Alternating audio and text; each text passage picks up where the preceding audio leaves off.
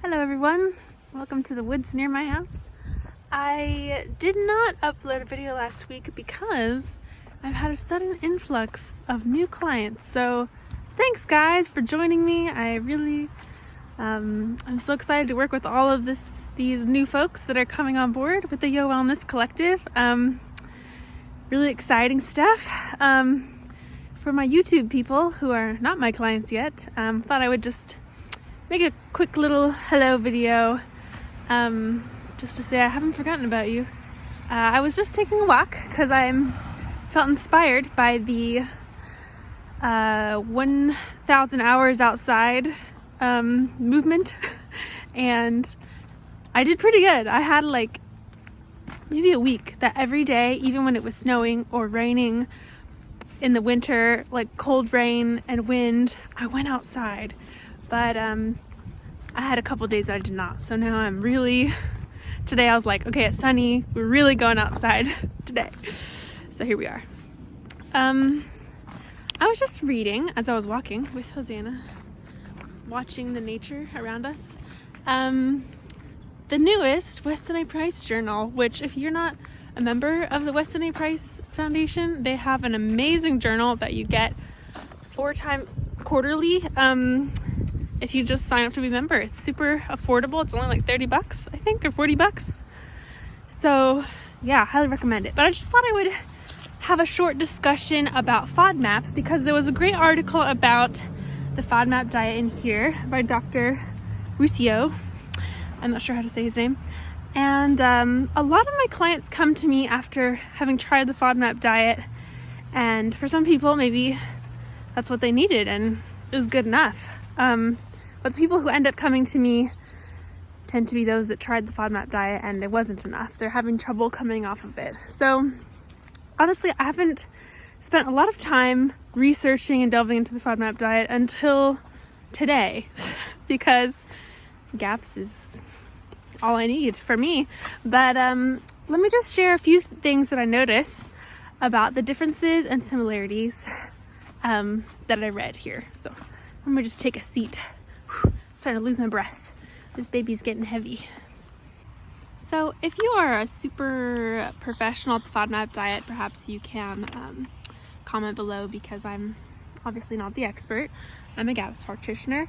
But off the bat, it sort of reminds me of the AIP diet that I tried before I found GAPS, which is the autoimmune protocol, in that it depends on the person which foods are causing you sensitivity and causing you to have trouble, and so you just have to try things, and if you have sensitivity to them, then let them go for a while and then slowly reintroduce them. And that's very similar to what the AIP diet is, except for this situation they're focusing on things that are quote-unquote fermentable, things like monosaccharides, disaccharides.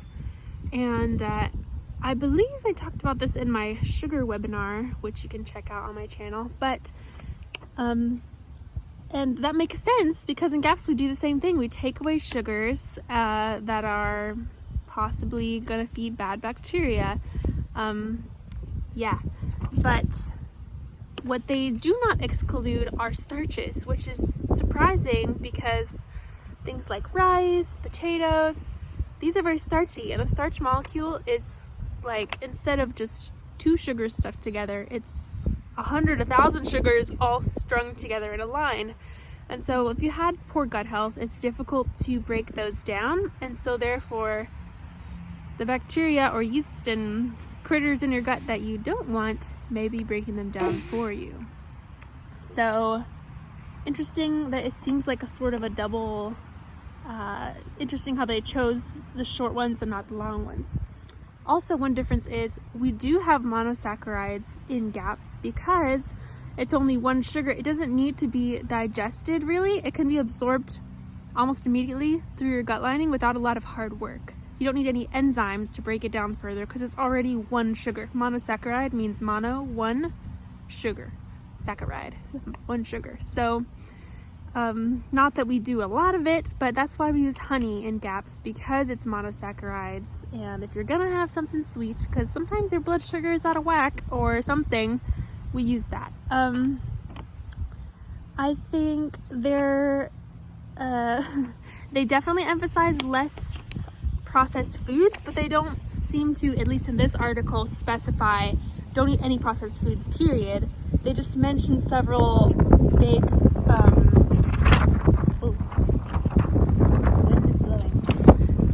big offenders like high fructose corn syrup and broth, which I guess they mean processed broths because they recommend homemade bone broth. So I'm not sure what they must just mean, the processed form of that, because it's strange to recommend broth and not recommend one other thing. But also I noticed that the emphasis is on things that we're taking away, and there's no clear emphasis on what we are adding to heal the situation. It's more the emphasis of taking away things. And there's a great article that Dr. Natasha wrote about this, where I will put the name of it in the video when I edit this later, because I don't remember the name off while I'm walking. But basically, if you have a leaky gut, if there's things that are going wrong and things are leaking into your bloodstream or feeding bad bacteria, no matter what it is that you're eating, you eventually will become sensitive to it. And this was my personal experience. When I was on the AIP diet, I would take away peppers and tomatoes and things like nightshades, and I felt better. And then I would find myself, oh my goodness, now I'm sensitive to eggs. And then I would take eggs out, and then I would find I'm sensitive to another thing. And in the end, you just run out of foods to eat. And some people will cycle through different types of foods for this reason, so that eventually they'll be less sensitive to the first thing that they took away, so they'll go back to that. And it's not really sustainable. So I love that GAPS emphasizes that food isn't the problem, but it's the answer. And it's not about just taking away all the foods that are causing us pain, but adding in foods that can heal us, that are designed with the perfect nutrient combinations to make a huge difference in our gut health and help to restore it. Yeah. And this isn't necessarily specific to FODMAP, but I want to mention something that I mentioned to a client recently, how, in the old way, which is still a lot of people's way of looking at calories, it's very calorie in, calorie out, like math, like algebra. If you eat 2,000 calories and work out 100 calories, then you have 1,900 calories left in your body. And that is just the furthest thing from the truth. Our bodies are so complex, and it is not that simple. Working out can create energy in your body, but just by moving, we're not just burning energy. What is a calorie anyway? Do you know what it is? I believe someone said, I believe the actual definition is, if you boil a liter of water and it increases by 1 degree centigrade, that is the amount of energy that is in a calorie. How do they even come up with these arbitrary numbers? So anyway, in the same way that you can't just count calories in, calories out, you really can't do the same thing with probiotics. Probiotics in, probiotics out. Well, if I'm taking 3 capsules of this many grams of probiotic supplement for this amount of time, then over time it will have accumulated this number of probiotics in my gut. And if I have too many probiotics and have SIBO, which is an overgrowth of bacteria, then I can't eat any probiotics because I already have too many. And again, this is a very oversimplified idea that we're just a bucket, and whatever we put in is there, and whatever we take out is not there. There is a living ecology inside of us, a community of microbes that's very complex. They do good work for us. There's good ones, there's bad ones. Some of them change from this kind to that kind, depending on the environment. Okay, we're gonna get moving now because we're running out of patience. Here, baby. Whoop. So, anyways, this is why we emphasize probiotic foods in GAPS. Things like sauerkraut, homemade yogurt. Every culture has probiotic foods in them, and since the dawn of electricity and refrigerators and processed packaging and things, our intake of these things has decreased significantly, and our health has really suffered as a result.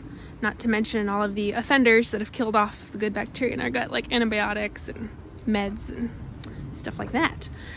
So I noticed in the FODMAP diet, sauerkraut is on the avoid list, and I can imagine that it may be because it is very fibrous.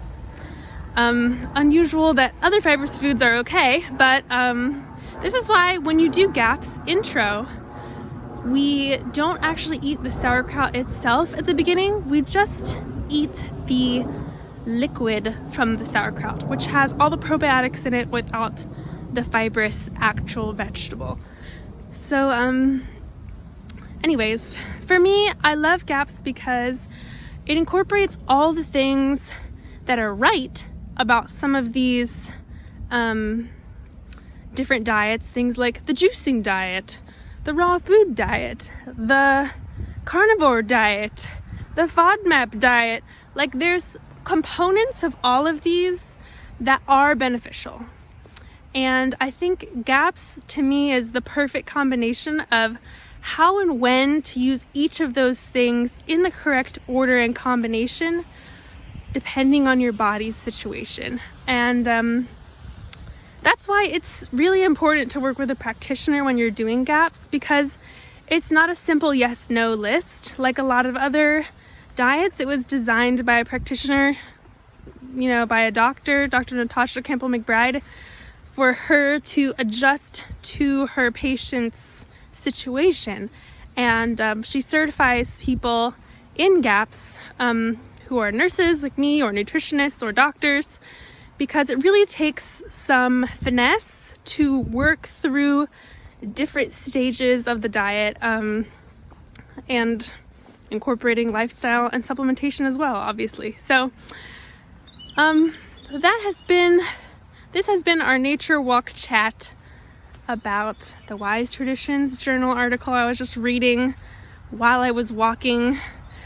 So let me know if you enjoy this, if you want to chat more about different articles in here. This is just the first article I read because most of my clients have done FODMAP at some point, and so I just wanted to read into more about what that's about.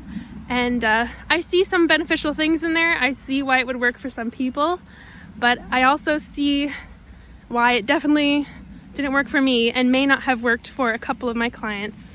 And yeah, so good on this doctor who wrote it, though, who is doing advocacy to bring more of food-based medicine into functional medicine. And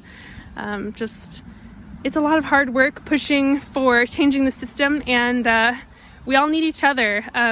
So I love to read the Weston A. Price contributors. They're great. Anyway, if you like this, push the like button. If you want to subscribe and hit the bell, then you can see me next time I take a nature walk. Have a great day. Bye. Say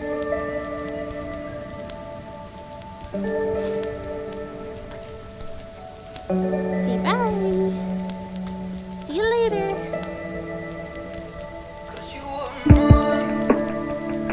Get outside, guys. Get outside with your babies. It's not too cold.